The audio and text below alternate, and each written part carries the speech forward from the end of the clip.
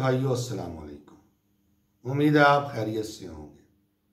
जैसा कि आपके इल्म में है कि उलमाए कराम ने मुल्क भर में 19 अप्रैल बरोज़ पीर यानी आज पहिया जाम हड़ताल और शटर डाउन हड़ताल की अपील की है।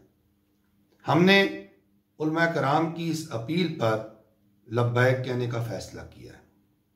हम समझते हैं कि एहतजाज करने वालों के साथ हुकूमत ने एक तहरीरी मुआहदा किया था और ये मुआहदा नामूसे रिसालत सल्लल्लाहु अलैहि वसल्लम के हवाले से और फ्रांस के सफ़ीर को मुल्क बदर करने के हवाले से किया गया, लेकिन हुकूमत अपने तहरीरी बयान और मुआहदे से मुकर गई।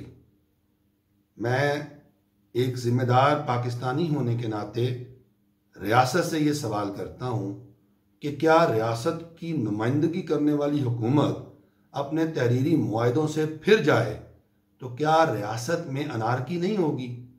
क्या रियासत में इंतशार पैदा नहीं होगा?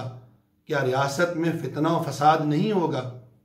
ये जो कुछ भी हो रहा है, ये जो जुल्म व बर्बरियत है, ये कत्ल व गारत है और ये अमन की तबाही है, इसकी तमाम तर जिम्मेदारी हुकूमत पर आयद होती है। अगर हुकूमत ने तहरीरी मुआहदे में कोई तरमीम चाही थी तो हुकूमत को उन लोगों को कायल करना चाहिए था जिन लोगों के साथ ये तहरीरी मुआहदा किया गया, ना कि उनको गोलियां मारी जाती, उनको कत्ल किया जाता, उनको शहीद किया जाता। हम समझते हैं कि ये जुल्म और बर्बरियत और ये दौर नहीं चलेगा और इस पर जो सदाए एहतजाज बुलंद की जा रही है वो हक पर मबनी है और हम हक के साथ हैं। पहले भी आप जानते हैं ताजर भाइयों, हमारे कारोबारी हालात इतने अच्छे नहीं हैं। हम आगे ही दुकानें खुलवाने की बात कर रहे हैं, कारोबार खुलवाने की बात कर रहे हैं, लेकिन अब मसला मुआश से कहीं आगे बढ़ गया है।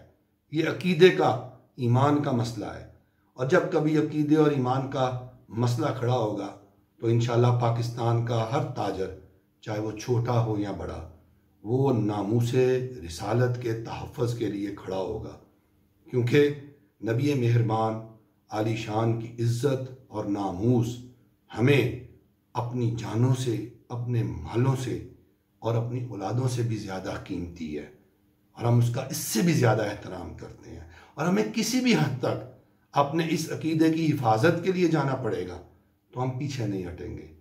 ताजिर भाइयों, आज बरोज़ पीर 19 अप्रैल आपने अपना कारोबार बंद रखना है और उलमाए कराम के साथ इजहार यकजहती भी करना है और नबी मेहरबान आली शान के साथ अपनी अकीदत और मोहब्बत का भरपूर इजहार करना है। आपका बहुत बहुत शुक्रिया।